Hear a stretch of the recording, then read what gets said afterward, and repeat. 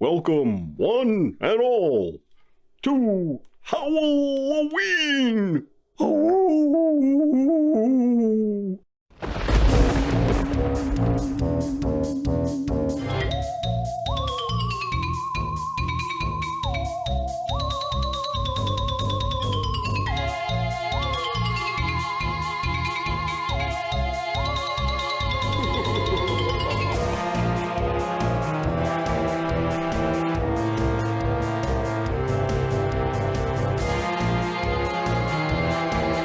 I am Barkey J. Dog, and I welcome you, my friends, to Howl-O-Ween, where we take a look at those spooky spooksters, the main monsters, and their movies. Hey, how do you like my threads, huh? Pretty cool. I was gonna wear a coat or a vest or something, but couldn't find one I liked. Still, pretty styling, huh? Better watch out, ladies. Your hearts are in danger. Anyway, to kick things off, we're gonna start with The Mummy. That's right. The Mummy. Too bad he wasn't born later. He could have had a big music contract. I hear he's a good rapper.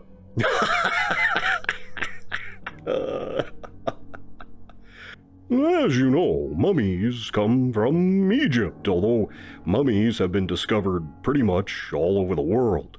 Still, it's the Egyptian mummies that we always think of. You know, like King Tut. Now, when we think of movies with the mummy, we're pretty much thinking of the one that came from Universal Pictures way back in 1932.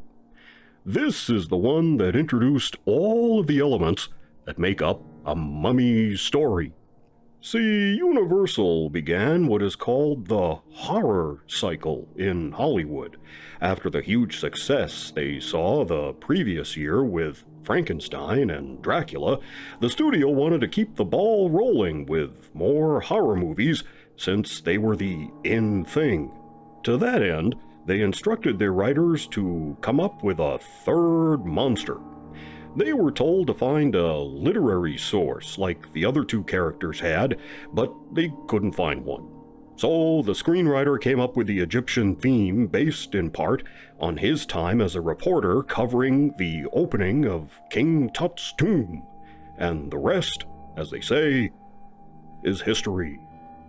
Literally. All of the Mummy movies follow the same basic story as the Universal movie, regardless of what studio made them. And the story goes like this. There is a high priest of Egypt who is in love with a hot, sexy chick princess.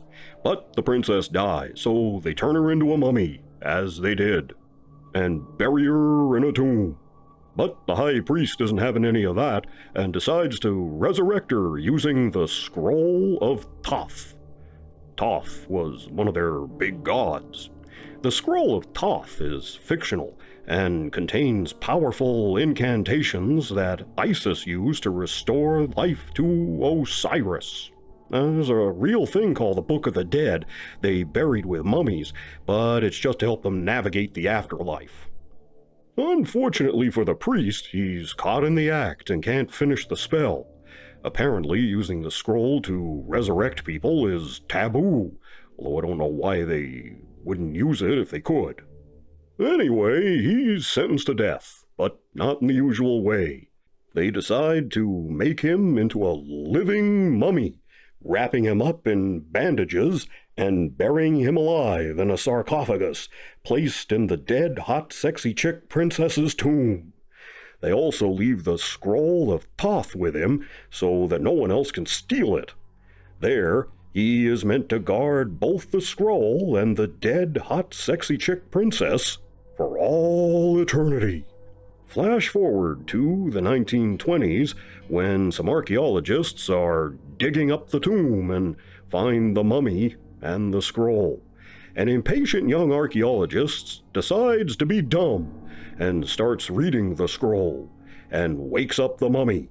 The mummy takes the scroll and saunters away, oddly not killing the guy. He dies later off screen after going mad from all this. Eventually, the mummy encounters another hot, sexy chick who is a dead ringer for his lost love, the dead hot, sexy chick princess. He plans to use the scroll to put the soul of the dead hot, sexy chick princess into the new hot, sexy chick's body so they can live happily ever after, or something. The hot, sexy chick's fiancé and his friends have to stop the mummy. And there's your basic story of the mummy. Each of the movies have variations, but that's the basic story right there. Now, let's get into the movies. First, of course, is the Universal picture from 1932. This stars Boris Karloff as the Mummy.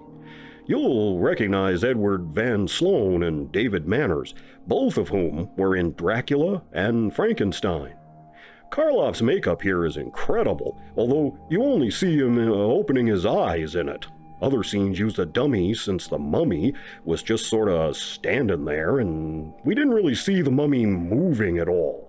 Then, unlike the sequels and most other movies, Karloff's mummy actually takes human form, so he isn't in bandages, and he can walk around and interact with people and talk to them and stuff. He was given makeup for that part, which made him look kinda desiccated in close-ups. It's interesting, looks very spooky. Let's jump ahead now to 1959. Hammer Studios tried their hand at a mummy movie starring Peter Cushing and Christopher Lee. Peter Cushing plays an archaeologist whose father discovers the princess's tomb and unwittingly awakens the mummy. Lee plays the mummy. This one follows the same basic story, but with a twist or two. Here, the mummy stays a wrapped-up mummy throughout the movie, which frankly is kind of a waste of Christopher Lee given his wonderful speaking voice. There's also an Egyptian who is part of a cult that wants to protect the tomb. After attacking the dad, the mummy and the scroll are spirited away by this Egyptian. Apparently, if you possess the scroll, you can make the mummy do your bidding, and the Egyptian wants to use the mummy to kill the people that open the tomb. The mummy's cool with that, so that's what he tries to do. If you look at the poster from the movie, you see the mummy has this shaft of light going through him. That's because during a fight with Peter Cushing, he stabs the mummy with a harpoon. Of course, doesn't do any good since the mummy is just an animated corpse. It doesn't leave a big hole in the mummy like you see in the poster, but that's where the idea comes from. Great poster though. Okay, let's check out one more. No, not the one with Tom Cruise.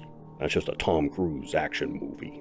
Blech. Universal brought the mummy back in 1999 in an update, with this movie starring Brendan Fraser. Rachel Weisz is playing the hot, sexy chick role and is very good and believable as an expert in Egyptology. I really like this picture. There's a lot of action and humor in it, and it's a lot of fun. Here again, the mummy takes human form, although it takes him a while to get there. He controls powerful magic and can control the sands of Egypt and stuff. The movie has an Indiana Jones vibe, and this one has a lot of nice callbacks to the original, too. So, if you could only watch one version of The Mummy this Halloween, which should you go for? Well, all three are great, but in different ways. If you want a more modern action-type picture, the 1999 one is not a bad choice. The Karloff one from 1932 is atmospheric and started it all, so definitely worth seeing. But I'm going to go with the Hammer horror version from 1959. You get a good look at the backstory of the priest and how he became a mummy, which is kind of glossed over in the original. And all of that is narrated by Peter Cushing. He's great. He's great throughout the whole movie, too. So that'd be my recommendation. Join me next time as Howl-O-Ween continues.